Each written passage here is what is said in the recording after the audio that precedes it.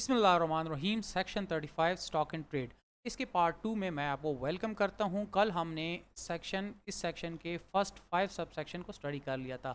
आज हम sub section 6 पढ़ेंगे। इसमें ज़्यादातर डेफिनेशन है।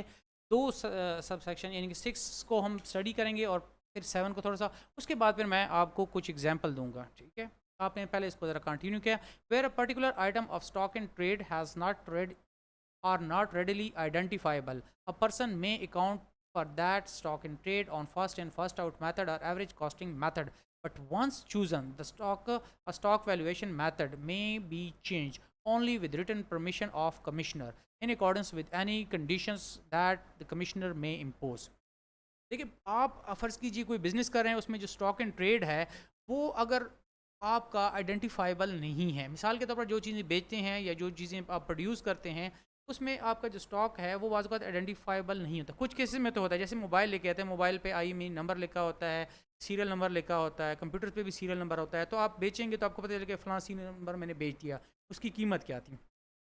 लेकिन पास केसेस में नहीं होता, क्योंकि आइडेंटिफाई आइटम बिल्कुल एक जैसे आइडेंटिकल होते हैं। तो जब आप कुछ को सेल कर लेते हैं, कुछ पड़े होते हैं, तो आपको पता नहीं चलता कि कौन से आइटम रह गए और कौन से मैंने बेच दिए। तो इस तरह के केस में आप first in first out method को इस्तेमाल कर सकते हैं या फिर आप एवरेज कॉस्टिंग मेथड इस्तेमाल कर सकते हैं।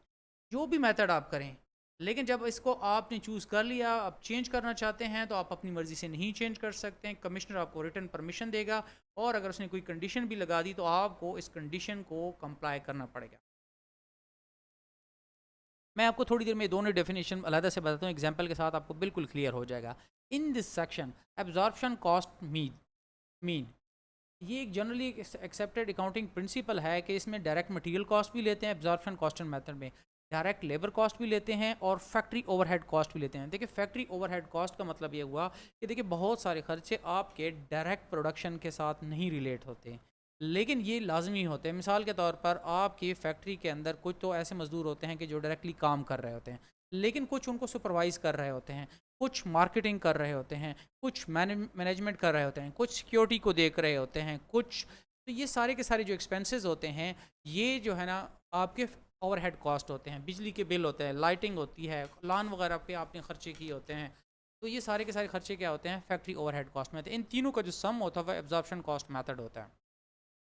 एवरेज कॉस्ट मीन्स जनरल ये भी एक जनरली एक्सेप्टेड अकाउंटिंग प्रिंसिपल होता है कि जिसमें आप स्टॉक एंड ट्रेड की जो वैल्यूएशन लेते हैं वो वेटेड एवरेज के साथ लेते हैं। मेरे ख्याल में अब मैं आपको शिफ्ट कर देता हूँ उनकी प्रॉपर डेफिनेशन पे और एग्जांपल पे, ताकि आपको मसला ना हो। देखिए, first in first out method में ये होता है कि जिस तरह के आजकल ऑयल की आप देख रहे हैं कि अगर ऑयल की प्राइसेस और घी की प्राइसेस बहुत तेज़ी से चेंज हो रही हैं, आज जो आप चीज़ खरीदते हैं अगले दिन उसमें से 10-15 रुपए वो आइटम महंगा होता है। तो फिर क्या करेंगे आप?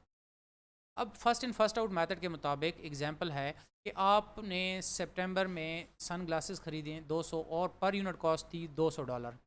अक्टूबर में मज़ीद 275 यूनिट आपने मंगवाए और उनकी पर यूनिट कॉस्ट थी $210। नवंबर में 300 जिनकी कीमत थी $225 पर यूनिट। दिसंबर में आपने 500 सन ग्लासेस मंगवाए जिनकी कीमत इतनी बन रही। अब ये आपके पास काफ़ी सारे लॉट आ गए, अभी तक आपने कोई सेल नहीं की थी, लेकिन अब आपके इस तरह हुआ कि 600 सन ग्लासेस आपने बेची।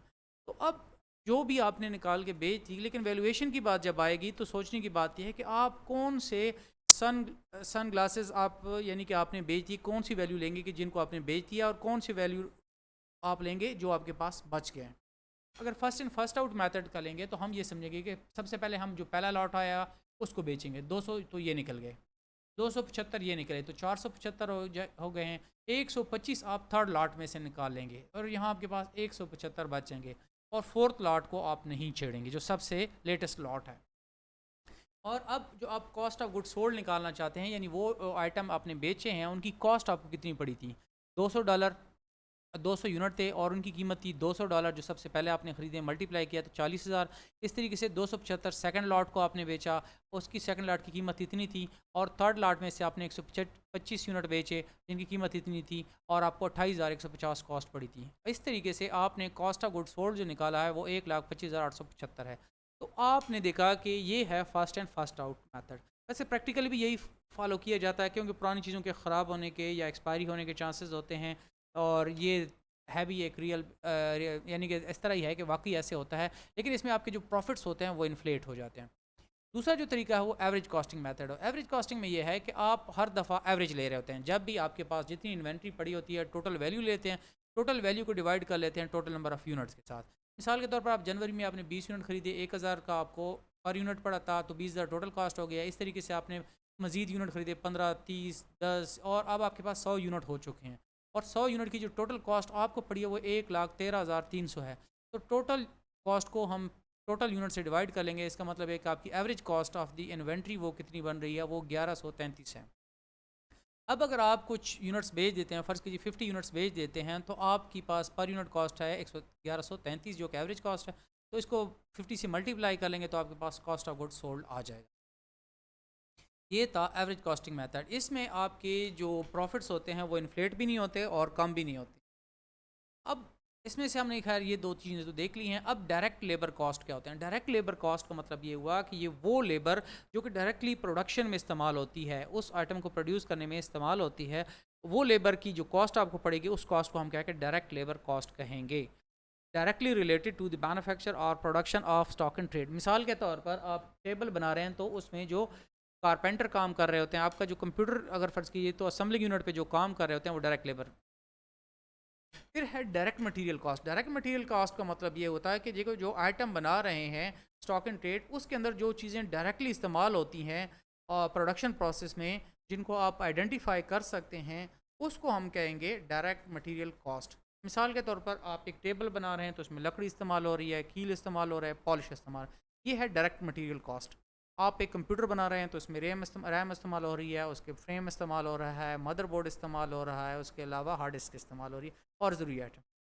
लेकिन सिर्फ इन चीज़ों से आपको पता है आपकी फैक्ट्री नहीं चलती, कुछ और मटेरियल भी इस्तेमाल होते हैं जो इनडायरेक्ट होते हैं, लेकिन उनको डायरेक्ट मटेरियल में आपने नहीं शामिल करना।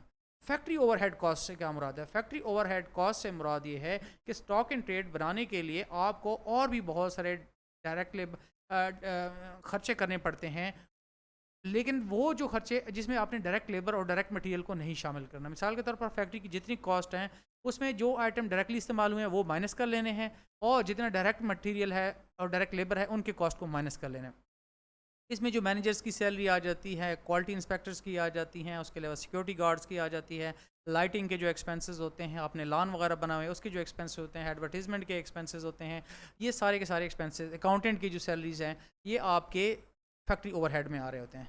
उसके बाद है कि first in first out method. ये तो मैंने आपको बता दिया है, दोबारा बताने की ज़रूरत नहीं है कि हम इस तरह का इन्वेंट्री वैल्यूएशन मेथड होता है कि जो आइटम पहले आएंगे उनको हम पहले निकालेंगे, और कॉस्ट के लिए भी सेम प्रिंसिपल है। उसके बाद है प्राइम कॉस्ट। प्राइम कॉस्ट से मुराद ये है कि ये इसमें हम डायरेक्ट लेबर, डायरेक्ट मटीरियल और फैक्ट्री ओवरहेड कॉस्ट को शामिल करेंगे। तो यानी कि हम इसमें से direct material cost, direct labour cost और वेरिएबल फैक्ट्री ओवरहेड कॉस्ट, हाँ इसमें हम जो वेरिएबल फैक्ट्री ओवरहेड कॉस्ट को भी शामिल करें, डायरेक्ट मटेरियल, डायरेक्ट लेबर और वेरिएबल फैक्ट्री ओवरहेड कॉस्ट। और अब जो है एक डेफिनेशन कि वेरिएबल फैक्ट्री ओवरहेड कॉस्ट क्या होती है। ये इस तरह के ओवरहेड कॉस्ट होती है, मतलब ये डायरेक्टली आपके प्रोडक्शन के साथ डील नहीं कर रही होती है, लेकिन जैसे प्रोडक्शन बढ़ती है तो उसके साथ ये कॉस्ट भी बढ़ती है। और मिसाल के तौर पर जिस तरह फैक्ट्री का रेंट है, तो भाई रेंट तो आप चाहे प्रोडक्शन करें ना करें, थोड़ी करें ज़्यादा करें, उससे कोई फ़र्क नहीं पड़ता। लेकिन अब आपके जो है ना कुछ एक्सपेंसेस ऐसे होते हैं जो कि आपके इस चीज़ के साथ चेंज होते रहते हैं। मिसाल के तौर पर हम इसमें से एग्ज़ाम्पल कुछ जैसे मेरे जहन में अच्छी सी एग्जांपल आती है तो मैं इसको आपको बता देता हूँ। उसके बाद है stock and trade. Stock and trade को मैं ज़रा बता देता हूँ। Means anything produce, manufacture, purchased or otherwise acquired for manufacture, sale or exchange or any other materials supplies to be consumed in production or manufacturing process but does not include stock or share. कोई भी item जो आपने cell करना है या उसको आपने convert करना है या किसी फर्दर मैन्युफैक्चरिंग में इस्तेमाल करना है, वो कंज्यूमेबल है, या ये सारी की सारी चीज़ें जो भी हैं वो आपके स्टॉक एंड ट्रेड में आते हैं। मिसाल के तौर पर आप क्या बनाते हैं, कंप्यूटर्स बनाते हैं, तो कंप्यूटर बनाने में आपके पास जो भी जितना भी रॉ मटेरियल इस्तेमाल होगा, ये सारा का सारा क्या होगा, स्टॉक एंड ट्रेड आएगा। या आप की रिटेल की शॉप है तो यहाँ तो आप चीज़ें बिल्कुल जिस तरह खरीदेंगे उसी तरह बेच देंगे, तो वहाँ आपका स्टॉक एंड ट्रेड यही होगा। वेरिएबल फैक्ट्री ओवरहेड कॉस्ट ऐसे कॉस्ट होते हैं जो कि आपकी प्रोडक्शन लेवल के साथ साथ ये कॉस्ट भी चेंज हो रहे होते हैं। लेकिन वही बात कि डायरेक्ट मटीरियल